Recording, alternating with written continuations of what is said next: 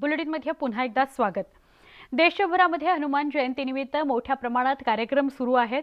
बुलढाणा जिल्ह्यातील नांदुरा शहरात 105 फूट उंच हनुमान मूर्तीची स्थापना करण्यात आली। मुंबई नागपूर महामार्ग क्रमांक 6 वर ही मूर्ती उभारण्यात आली। हनुमान जयंतीला उंच मूर्तीवर यंदा 3.5 क्विंटलचा हार चढवण्यात आला। रिमोटच्या सहाय्याने या विशालकाय हनुमान मूर्तीवर हार चढवण्यात आला। बुलढाणा जिल्ह्यातील 105 फूट उंच हनुमान मूर्तीवर आज हनुमान जयंतीनिमित्त जलाभिषेकही करण्यात आला। हनुमान जयंतीनिमित्त या विशालकाय हनुमान मूर्तीचे दर्शन घेण्याकरता परिसरातील नागरिकांनी मोठी गर्दी केली होती। हनुमान जयंती सोहळा पाहण्याकरता हनुमान भक्तांसह रामभक्त मोठ्या प्रमाणात नांदुऱ्यात दाखल झाले आहेत।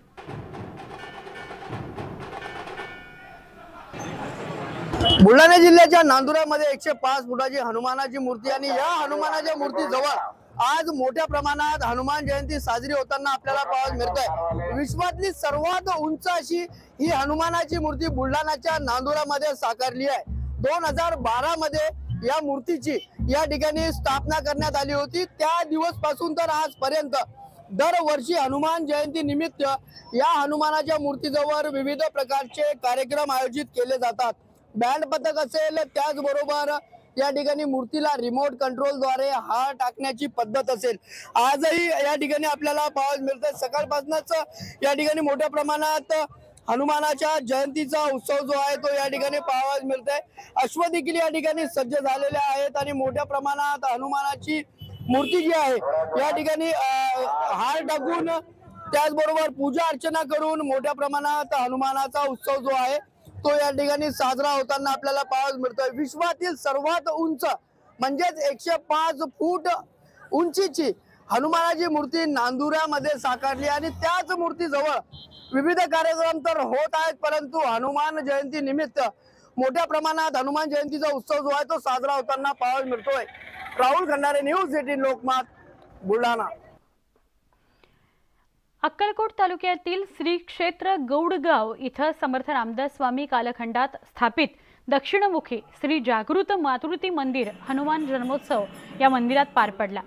पहाटे हनुमानाचा पाळणा हलवल्यानंतर गुलाल उधळत कार्यक्रम मोठ्या भक्तिभावात संपन्न झाला। पुण्यातील खालकर चौक मारुती मंदिरातही पहाटेपासूनच गर्दी बघायला मिळाली। उत्साह हनुमान जयंतीचा बघायला मिळाला।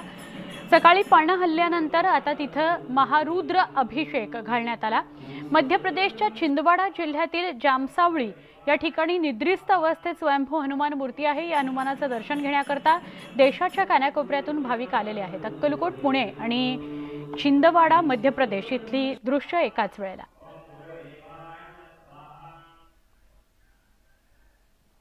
तर हनुमान जयंतीनिमित्त संपूर्ण गावाचा महाप्रसाद करण्याची तयारी आपण बघतो आहोत। उत्तर पुणे जिल्ह्यातील आंबेगाव तालुक्यामध्ये थोरांदळे या गावात गेल्या अनेक वर्षांपासून हनुमान जन्मोत्सव साजरा केला जातो आणि या जन्मोत्सवात भाविकांकरता तिखट गोड प्रसादाची मेजवानी असते। 11 पोती गव्हापासून बनवलेल्या 3 लाख पुऱ्या, 20 पोती कांद्याची, 2000 किलो झणझणीत चटणी आणि 10 मोठे पिंप भरून गुळवणी असा हा महाप्रसादाचा खास बेत भाविकांकरता आहे। गावोगावी यात्रा जत्रांचा उत्सव सुरू आहे आणि प्रत्येक गावामध्ये काहीतरी परंपरा असते। खरं तर थोरांदळेची ही परंपरा अनेक वर्षापासून आहे। मागे जर पाहिलं तर हा सगळा पुऱ्यांचा ढीकच्या ढीक बनवलेल्या पुऱ्या दिसत आहेत आणि दिवसभर या सगळ्या महिला या ठिकाणी आपली शेतातली कामं बाजूला ठेवून या ठिकाणी येऊन हा सगळा प्रसाद बनवण्याचं काम करतात। खरं तर महाराष्ट्रात अनेक गावं आहेत, प्रत्येक गावाची वेगवेगळी परंपरा असते, पण थोरांदळेमधला हा गोड आणि तिखट प्रसाद जो असतो पुऱ्यांचा आणि या ठिकाणी असलेल्या तिखट चटणीचा, त्याची काही लज्जतच वेगळी असते। ही लज्जत जर तुम्हालाही चाखायची असेल तर तुम्ही सुद्धा एक दिवस या ठिकाणी म्हणजेच हनुमान जयंतीच्या दिवशी या ठिकाणी या प्रसादाची लज्जत चाखू शकता। शिंदेसह रायचंद शिंदे, न्यूज 18 लोकमत, आंबेगाव, पुणे। आमच्याकडे आज पुऱ्या करायचा दिवस। आजच्या दिवशी आम्ही 11 पोत्याच्या पुऱ्या या साधारण बनवतोय। 11 पोत्याच्या पुऱ्या करण्यासाठी घरटी प्रत्येक कुटुंबातील महिला इथं हजर आहेत।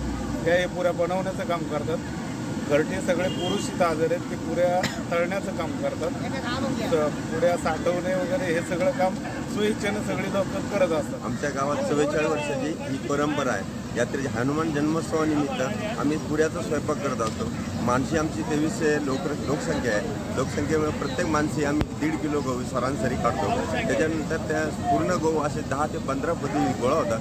त्याच्यानंतर आम्ही ते वितरित करून परत पीठ करून आणि जी पुऱ्या कमी कमी 3.5 ते 4 लाख पुरी होती, त्या पुऱ्याचं वितरण आम्ही हनुमान जयंती झाल्यानंतर पूर्ण ग्रामस्थांना आणि पाहुणे मंडळींना वितरित करत आहोत।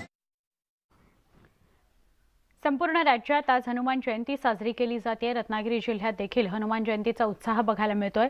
अगदी पहाटेपासूनच जिल्ह्यातील हनुमान मंदिरात भाविकांची लगबग आहे। विविध कार्यक्रम, भजन, कीर्तन असा सोहळा आहे।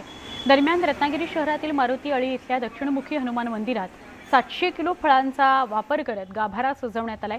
हापूस, सफरचंद, केळी, द्राक्ष यासह इतर फळांचा वापर करण्यात आलाय। हनुमान जयंतीला अशा प्रकारे फळांचा वापर करत गाभारा सजवण्यात येतो।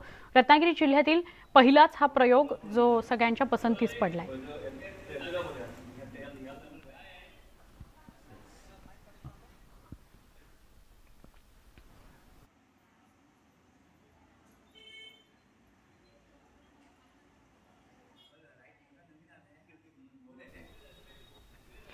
पेण तालुक्यातील वढाव गावातील ग्रामदैवत बहिरा देवीची यात्रा सालाबादाप्रमाणे मोठ्या उत्साहात साजरी करण्यात येते।